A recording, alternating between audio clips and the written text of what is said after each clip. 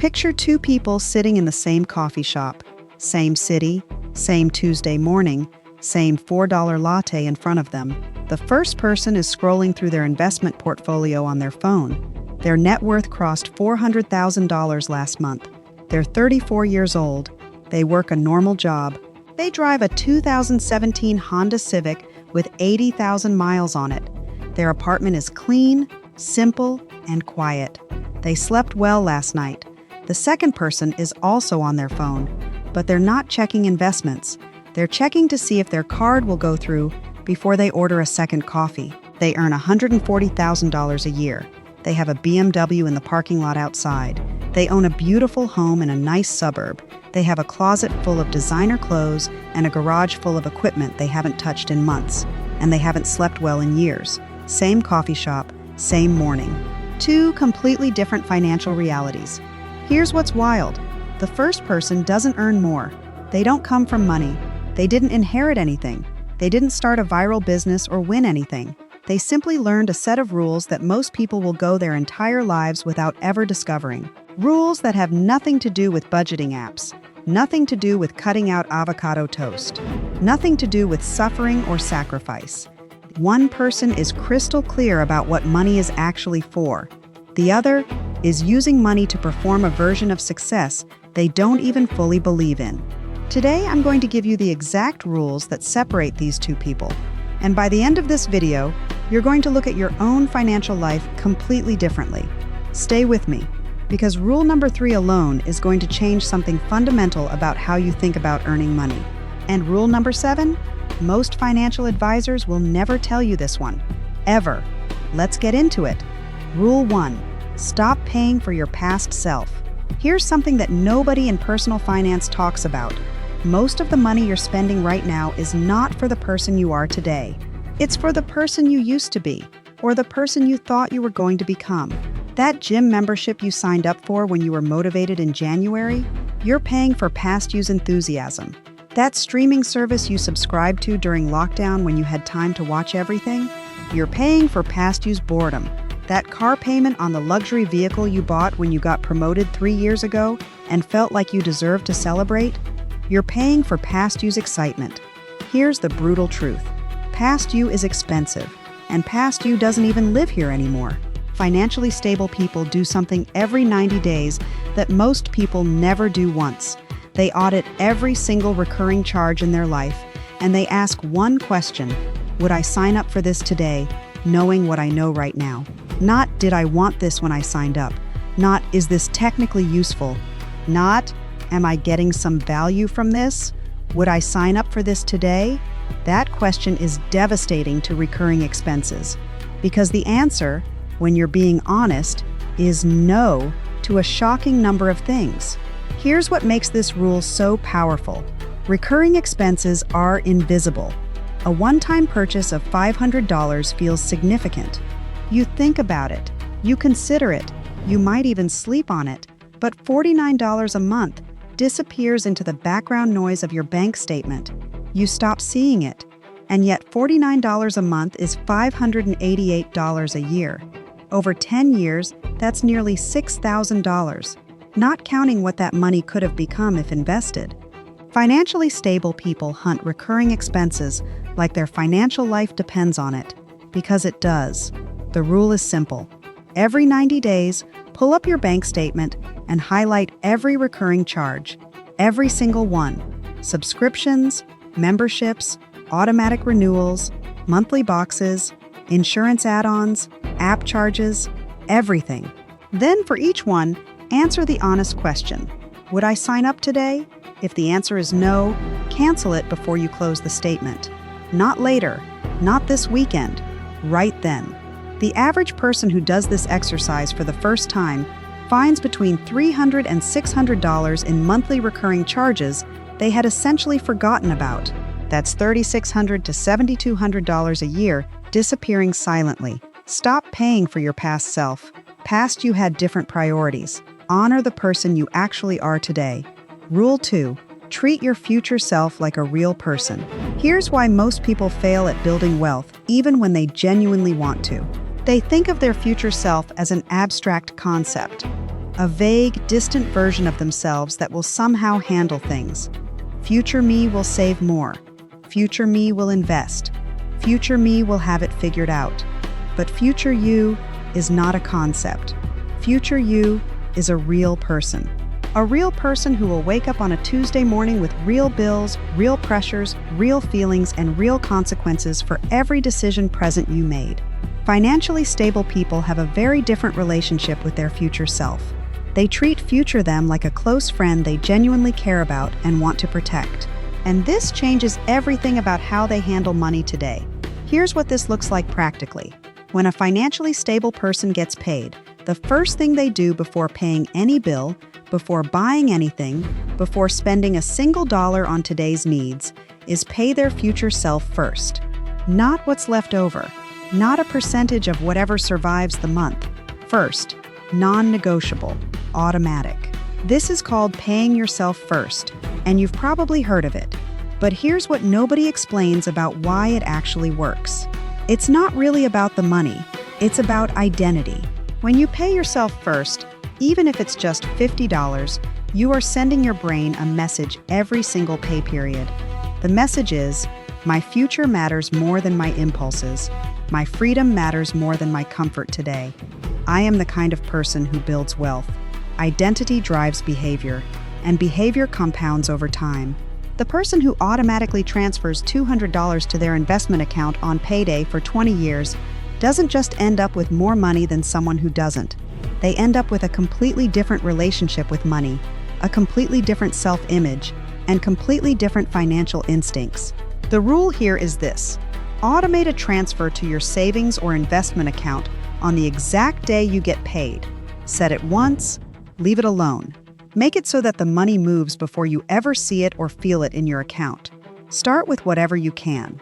Even if it's 2% of your income, the amount matters less than the habit, because you will increase the percentage as you go, and every increase compounds on the last one. Your future self is counting on decisions you make right now. Treat them like someone worth protecting. Rule 3. The income trap that keeps high earners broke. Okay, this is the one I promised you, and I need you to really hear this one. There is a trap that catches almost every high earner. Doctors, lawyers, corporate executives, entrepreneurs who hit their first big year. It catches them almost without exception. The trap is called lifestyle synchronization. Here's how it works. Every time your income goes up, your lifestyle automatically goes up to match it. New income level, new apartment. New promotion, new car. New business milestone, new wardrobe, new watch, new vacations. The income goes up. The expenses follow immediately. And the gap, the powerful gap we talked about earlier, stays exactly the same or gets smaller. This is why you can find people earning $300,000 a year who are one bad month away from serious financial trouble. This is why income and wealth are not the same thing. This is why the person in the coffee shop earning $140,000 is financially worse off than the person earning less. They let their lifestyle synchronize with their income every single time it grew. Financially stable people break this synchronization deliberately and permanently. Here's the rule they follow. Every time income goes up, lifestyle gets a maximum of 20% of the increase. The other 80% goes directly to building the gap. Let's make this real. You get a $10,000 raise. Maximum of $2,000 of that raise goes to lifestyle improvements. $8,000 goes to wealth building. Every single time. This one rule, applied consistently over a career, creates a gap that compounds into extraordinary wealth. Because your income is growing and your lifestyle is barely moving. That gap becomes enormous over time. The trap most people fall into is thinking they deserve to enjoy the raise. And they do. That's what the 20% is for. Enjoy it. Just don't let enjoyment consume the whole thing. The financially stable person with $400,000 at 34, every single raise they ever got followed the 80-20 rule. Their lifestyle improved. It's just that their wealth improved 5 times faster. Break the synchronization. Keep the gap growing. Rule 4. Never make a financial decision in an emotional state. This rule sounds simple. It is not simple. Because almost every significant financial mistake people make happens in an emotional state. And the emotions don't have to be negative. This is the part that trips people up. We know that fear leads to bad financial decisions. We know that desperation leads to bad financial decisions. But excitement also leads to bad financial decisions. So does celebration. So does sadness. So does boredom. So does the feeling you get after watching someone else succeed. Here's the thing about emotions and money. Emotions are not interested in your long-term financial health. Emotions are interested in right now. Relief right now. Pleasure right now. Significance right now. And money is one of the fastest ways to give your emotions what they want in the moment. Which is exactly why emotional spending exists and why it's so destructive. Financially stable people have a rule so simple it sounds almost childish, but it is brutally effective. No financial decision over $100 gets made on the same day the desire appears. That's it. Feel the urge to buy something? Great. Write it down. The item, the price, the date you felt the urge. Then wait. 48 hours minimum. 7 days for anything over $500. 30 days for anything over $2,000. What happens during the waiting period is fascinating. The emotional charge dissipates. The item that felt urgent and necessary on Monday feels optional and kind of unnecessary by Thursday. Not because the item changed, because your emotional state changed. And without the emotional charge, your rational brain actually gets to participate in the decision. There's another piece to this rule that financially stable people use. They never make financial decisions when they're in what's called a scarcity state, when they're stressed about money, worried about the future, or feeling behind. Because in a scarcity state, the brain starts making short-term decisions that feel safe but are actually dangerous. Panic selling investments, avoiding looking at bank statements, making impulsive purchases as emotional relief. If you feel financially anxious, that is exactly the wrong time to make any financial move. Step away.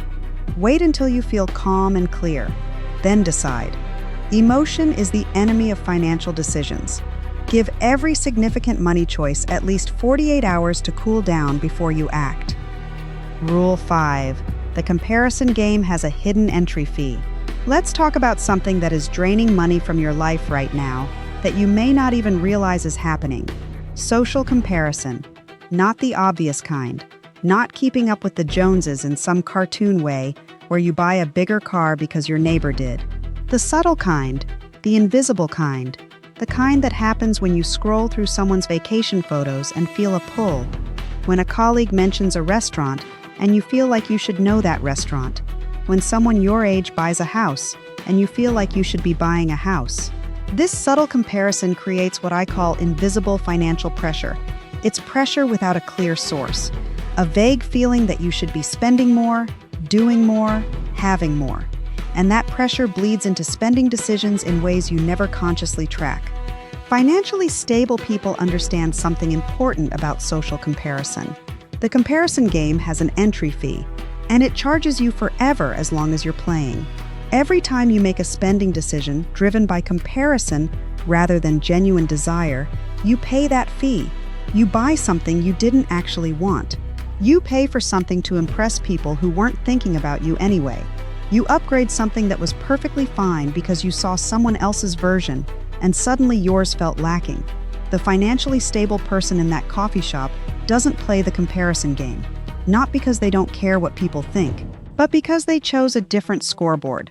Their scoreboard doesn't measure cars, clothes, or vacations. Their scoreboard measures options, freedom, security, the ability to say yes to what they want and no to what they don't. When you change your scoreboard, comparison loses its power because you stop competing in a game that was designed to keep you spending. The rule is this: before any purchase that was triggered by seeing someone else's life, stop and ask yourself one honest question. If nobody in my life would ever know I bought this, would I still want it? If the answer is no, you're paying the comparison entry fee, and it's a fee that buys you nothing. Rule 6. Master the art of buying time, not things. Here's.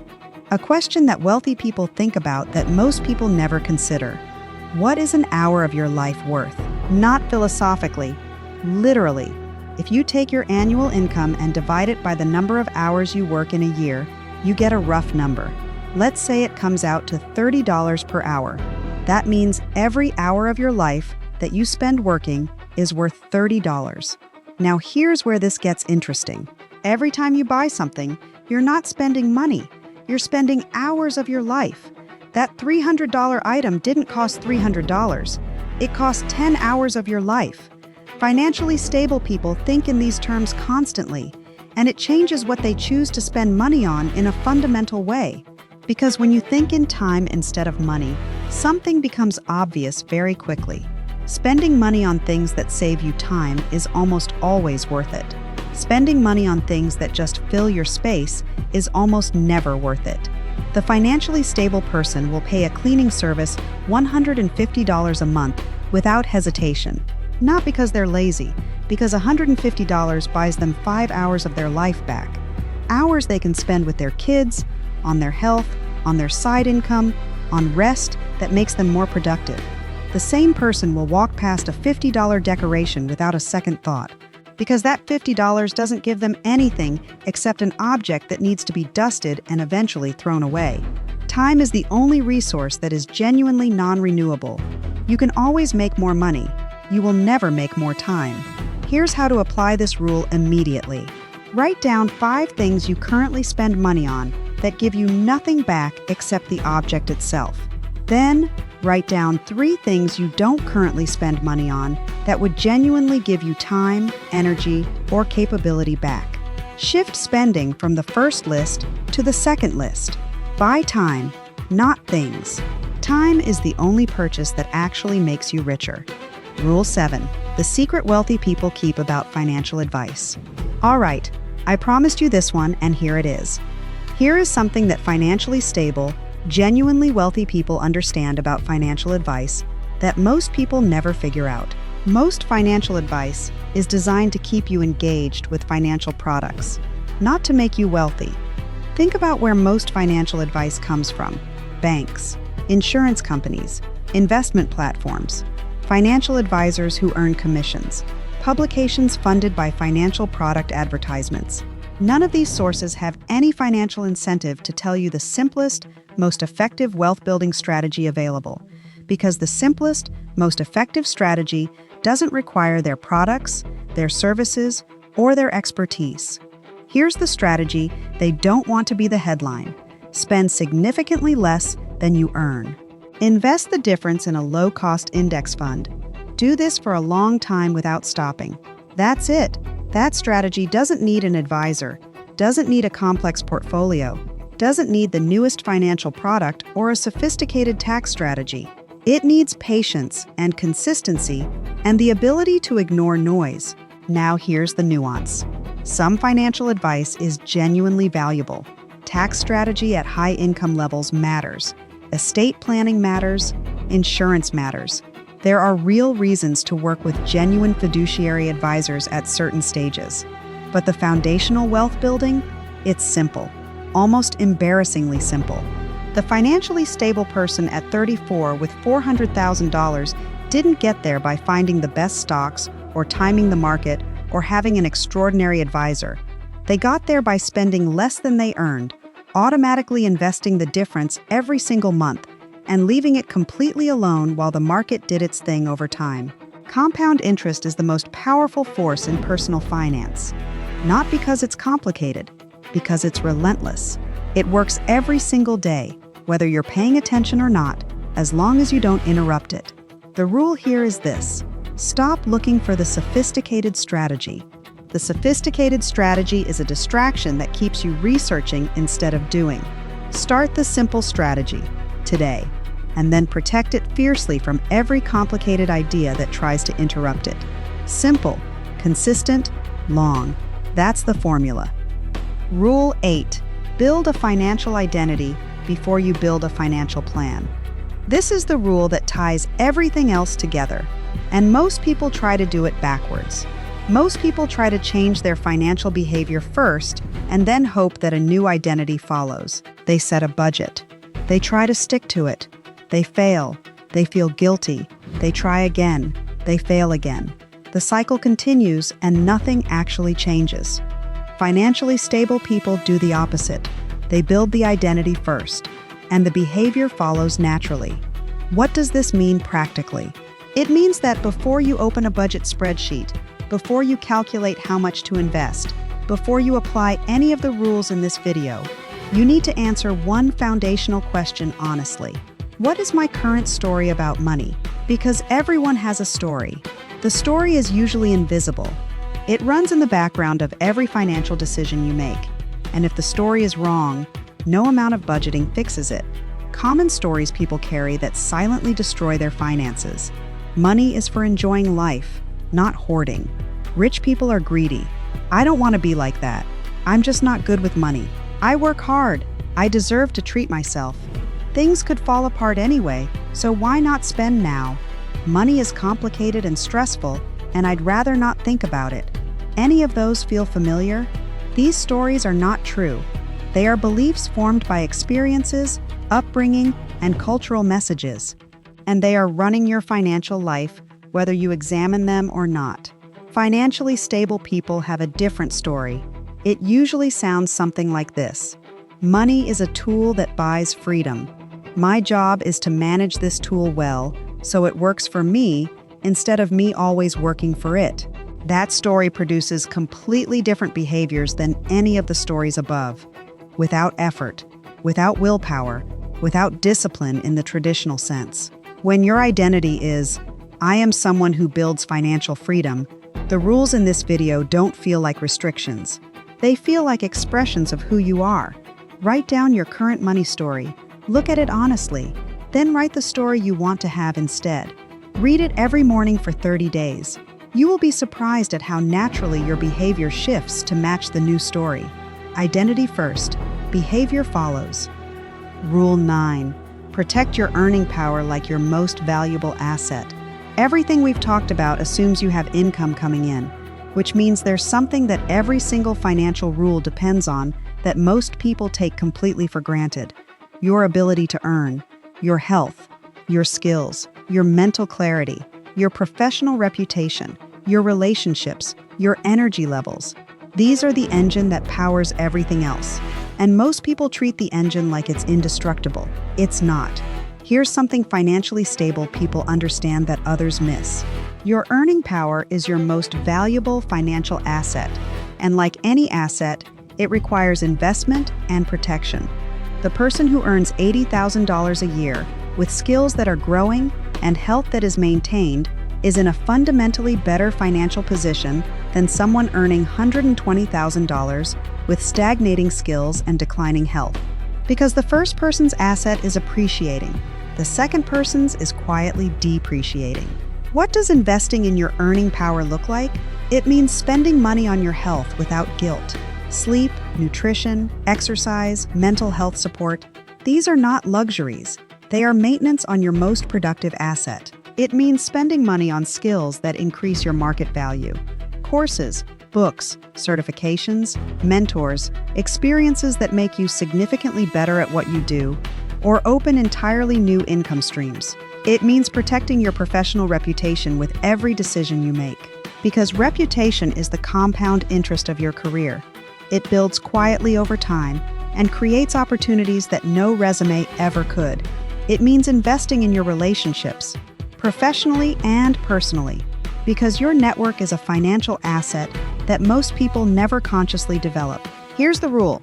Every year, deliberately invest at least 3% of your income back into your own development and health, not as a treat, as an asset allocation. Because the best investment you will ever make is not in the stock market. It's in the person who participates in the stock market. You, a healthy, skilled, well-connected version of you, earns more, makes better decisions, and builds wealth faster than any investment strategy ever could. Take care of the engine. Rule 10. Design your environment for the wealth you want. We've arrived at the final rule, and this one is about making everything else automatic. Here is the honest truth about willpower and financial discipline. Willpower is a limited resource. It depletes throughout the day. It weakens under stress. It collapses under fatigue. It fails completely under emotional pressure. And if your entire financial strategy depends on willpower, it will eventually fail. Not because you're weak, because you're human. Financially stable people don't rely on willpower. They design their environment so that the right financial behaviors happen automatically, with zero willpower required. This is called an intentional financial environment, and it's the difference between struggling with financial discipline and barely thinking about it at all. Here's what an intentional financial environment looks like. Your savings and investment transfers happen automatically on payday, before you ever see the money. So you never have to choose to save. It's already done. Your retirement contributions are maxed at the source, so the money never enters your checking account in the first place. You can't spend what you never had. You unsubscribe from every retail email list. So the triggers that create impulse purchases simply don't reach you. Your phone doesn't have shopping apps on it, so the 2 a.m. emotional purchase never happens. You do your weekly grocery shop with a list and a full stomach, so you buy what you planned and nothing more. Your social calendar includes free and low-cost activities by default: walks, potlucks, parks, game nights. So socializing doesn't automatically mean spending.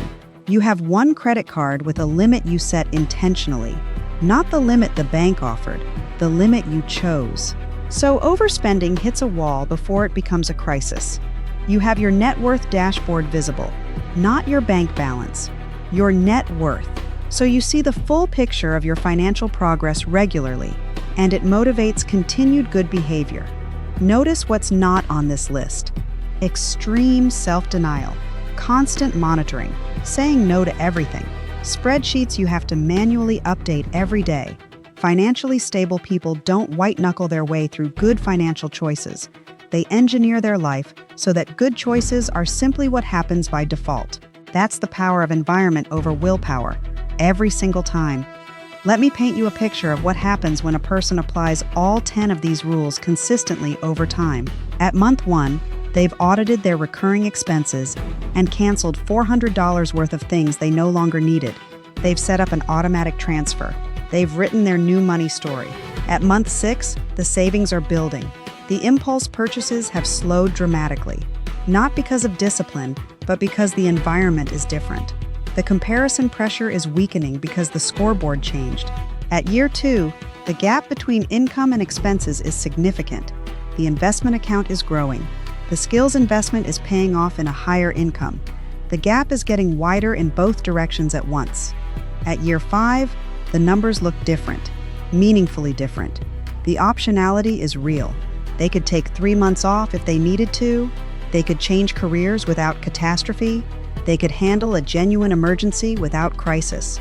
The financial anxiety that was a constant background hum is simply gone. At year 10, the compound interest on the investments has quietly become its own income stream. The gap is so wide now that wealth is becoming inevitable rather than aspirational. This is not a fantasy. This is arithmetic applied to behavior applied consistently over time. The person in the coffee shop with $400,000 at 34 didn't do anything heroic. They didn't sacrifice their life. They didn't live miserably. They just got clear on the rules and followed them long enough for the math to work. And here's the most important thing I want to leave you with. The rules aren't the hard part. The hard part is believing that you deserve the result. Believing that financial freedom is actually available to you, not to people who started better or earned more or got lucky. To you, where you are right now. Because it is. The gap is available to you. The identity shift is available to you. The environment redesign is available to you. The compound interest is available to you. Starting today, the only question is whether you'll start. Remember those 2 people in the coffee shop? The one with $400,000 didn't get there because they were smarter. They weren't. Didn't get there because they were luckier. They weren't. Didn't get there because they earned more. They earned less. They got there because one day, probably not very different from today, they decided to stop performing success and start building it. They put down the expensive car, They stopped upgrading things that worked. They got honest about what actually made them happy versus what they thought they were supposed to want. And then they let time do the rest. The person with the BMW and the beautiful house and the full garage and the empty investment account, they're not a bad person. They're not foolish. They're just playing by rules they never chose. Rules that were handed to them by advertising, by social pressure, by a culture that measures success in objects. You can choose different rules. The coffee is getting cold. And somewhere out there, your future self is either grateful for what you decide today, or they're still checking to see if the card goes through. Which version of that Tuesday morning do you want? The rules are right here. Now go use them.